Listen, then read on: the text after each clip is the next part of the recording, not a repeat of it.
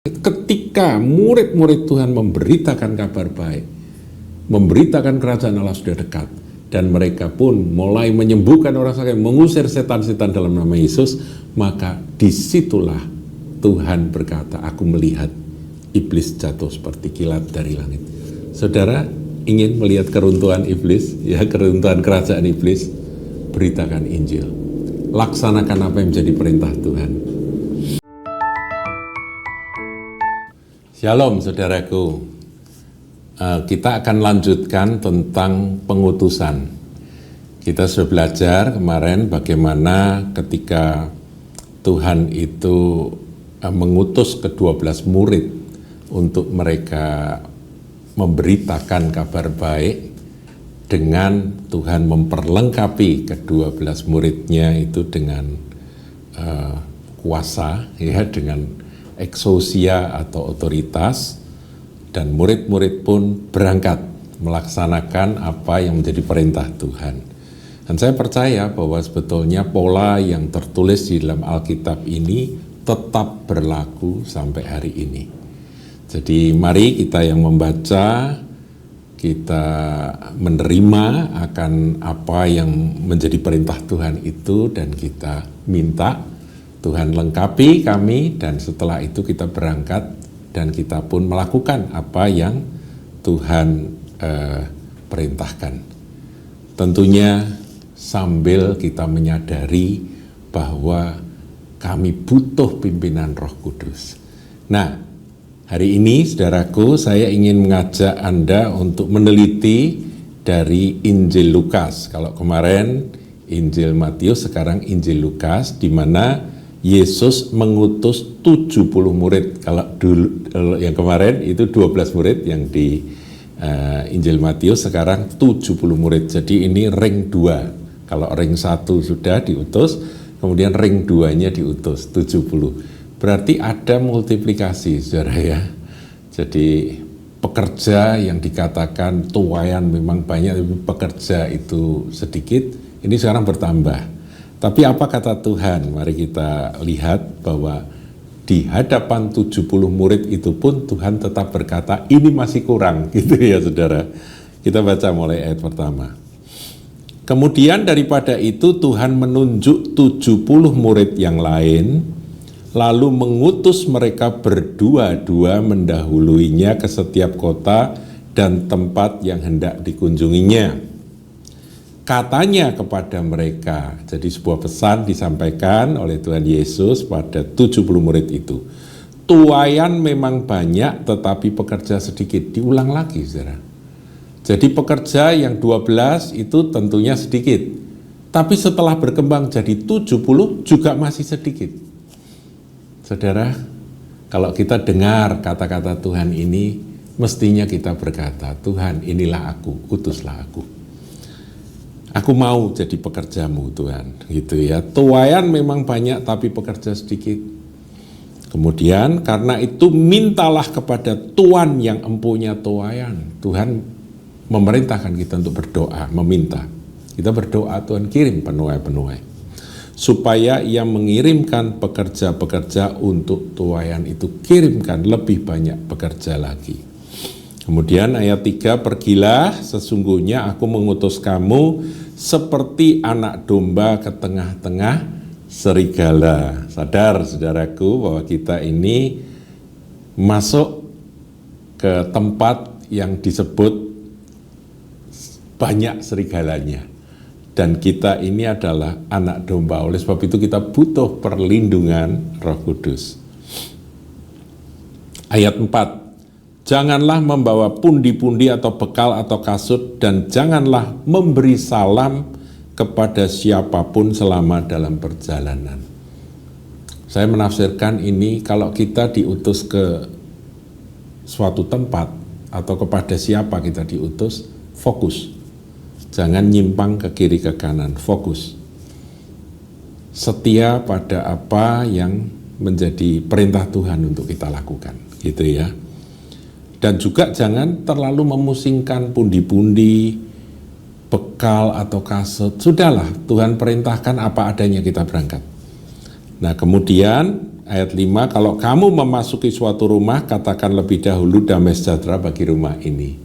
Jadi kita ini membawa damai, saudara. Jadi kita ucapkan shalom, kita ucapkan damai sejahtera bagi rumah ini. Ayat 6, dan jikalau di situ ada orang yang layak menerima damai sejahtera, maka salammu itu akan tinggal atasnya. Tetapi jika tidak, artinya mereka menolak, salammu itu kembali kepadamu. Enggak ada ruginya, saudaraku ya. Nah, seterusnya itu merupakan cara Tuhan mengatur dari pelayanan murid-muridnya dalam memberitakan kabar baik. Kemudian ayat 9 sama, saudara, kepada 70 murid, Tuhan Yesus berkata, dan sembuhkanlah orang-orang yang sakit yang ada di situ, dan katakanlah pada mereka, kerajaan Allah sudah dekat padamu. Jadi sembuhkan, setelah sembuh katakan kerajaan Allah sudah dekat. Sesederhana itu, saudara. Jadi kalau saudara datang kunjungan ke satu rumah, kemudian ada yang sakit, doakan, saudaraku. Bukan doakan, tapi sembuhkan. Ya, Tuhan Yesus enteng sekali mengatakan. Nah, kita seringkali berkata, Tuhan, Engkau suruh aku menyembuhkan, aku nggak punya kemampuan, nggak punya kuasa untuk menyembuhkan. Nah, nanti kita melihat, saudara. Kalau kepada 12 murid Tuhan kasih eksosia, nanti kita melihat apa yang sebetulnya Tuhan berikan kepada 70 murid itu. Nah, ini kita lewat, saudaraku ya, kita tidak bahas semua, sampai di sini kita berhenti. Kemudian kita lihat perikop kembalinya ke 70 murid, yaitu ayat 17 sampai 20. Jadi mereka diutus, sudah menyelesaikan tugas entah berapa waktu, kemudian mereka kembali kasih laporan kepada Tuhan. Ayat 17. Kemudian ke-70 murid itu kembali dengan gembira dan berkata, Tuhan, juga setan-setan takluk kepada kami demi namamu. Waduh, senang banget, saudaraku ya. Senang sekali. Mereka mengusir setan dan setan itu ketakutan karena di dalam nama Yesus kita memerintahkan setan itu untuk pergi. Jadi ada kuasa di dalam nama Yesus. Orang yang diutus Tuhan itu menyandang nama Tuhan, Tuhan Yesus, dan kuasanya membuat iblis gemetar. Jadi mereka gembira. Kalau saudara ingin gembira, lakukan, saudaraku ya. Lakukan, sembuhkan orang sakit, usir setan-setan dalam nama Yesus. Kemudian ayat 18, lalu kata Yesus kepada mereka, aku melihat iblis jatuh seperti kilat dari langit. Jadi yang membuat iblis itu jatuh, saudaraku, dari tempatnya di mana dia bercokol sampai iblis itu jatuh, itu karena ada berita Injil, kerajaan Allah sudah dekat diberitakan. Dan tentunya disertai dengan eksosia, kuasa, otoritas untuk mengusir setan dan menyembuhkan orang sakit. Nah, di sini dikatakan aku melihat iblis jatuh seperti kilat dari langit ketika murid-murid Tuhan memberitakan kabar baik, memberitakan kerajaan Allah sudah dekat, dan mereka pun mulai menyembuhkan orang sakit, mengusir setan-setan dalam nama Yesus. Maka disitulah Tuhan berkata, aku melihat iblis jatuh seperti kilat dari langit. Saudara ingin melihat keruntuhan iblis, ya, keruntuhan kerajaan iblis, beritakan Injil. Laksanakan apa yang menjadi perintah Tuhan. Tentunya tak oleh kuat, tak oleh gagah, saudaraku ya, tapi oleh kuasa Roh Kudus. Nah, ayat 19 ini jaminannya, ini yang saya ingin sampaikan. Kalau kepada 12 murid Tuhan berkata memberi eksosia. Di sini kita lihat lengkap, saudara. Sesungguhnya aku telah memberi kuasa kepada kamu untuk menginjak ular dan kalajengking. Ini eksosia, kuasa pertama ini eksosia. Ular itu gambaran dari iblis. Ya, ular yang menggoda Hawa itu ya, yang ngajak Hawa berdiskusi di Taman Eden. Ular gambaran dari iblis. Kita menginjak ular. Artinya kita mengalahkan iblis. Dan kalajengking itu sengatnya itu, ini gambaran dari akibat dari kuasa jahat itu, dari roh-roh jahat itu adalah sakit penyakit, kehancuran, kerusakan dalam rumah tangga, kekacauan dalam kehidupan manusia. Itu kalajengking, sengatnya itu. Itu kita injak, saudara, ular dan kalajengking. Dan kemudian ada kuasa, di sini tenaga, kuasa yaitu dunamis untuk menahan kekuatan musuh. Jadi saudara diberi perlindungan untuk nahan serangan balik. Ada orang yang takut, ya, nanti kita ngusir setan, nanti ada serangan balik. Waspada benar, tapi jangan takut. Kalau Anda melaksanakan apa yang Tuhan Yesus perintahkan, Tuhan Yesus memperlengkapi dengan kuasa dari tempat maha tinggi, yaitu dunamis untuk menahan kekuatan musuh sehingga tidak ada yang akan membahayakan kamu. Dijamin tidak akan ada yang membahayakan kamu. Jadi kalau kita berpegang pada ayat ini dan percaya, saya yakin saudaraku, siapapun Anda, kalau Anda bergerak karena keyakinan terhadap firman ini, iman yang timbul dari firman ini, tidak ada suatu pun kekuatan musuh yang akan membahayakan saudara dan saya. Kita bukan menganggap remeh akan kekuatan iblis, saudaraku. Iblis punya kuasa, tetapi kuasa iblis tidak bisa dibandingkan dengan kuasa Roh Allah yang hidup, ya. Ayat 20, namun demikian janganlah bersukacita karena roh-roh itu takluk kepadamu, tetapi bersukacitalah karena namamu ada terdaftar di surga. Nah, karena murid-murid gembira, mereka excited, mereka bersukacita karena menyaksikan bahwa kuasa Tuhan itu bekerja dalam pelayanan mereka. Dan Tuhan pun, Yesus pun juga melihat iblis jatuh dari langit seperti kilat. Kemudian Tuhan meneguhkan bahwa aku telah memberi kepadamu otoritas untuk menginjak ular dan kalajengking dan dunamis, kuasa, kekuatan untuk menahan serangan musuh.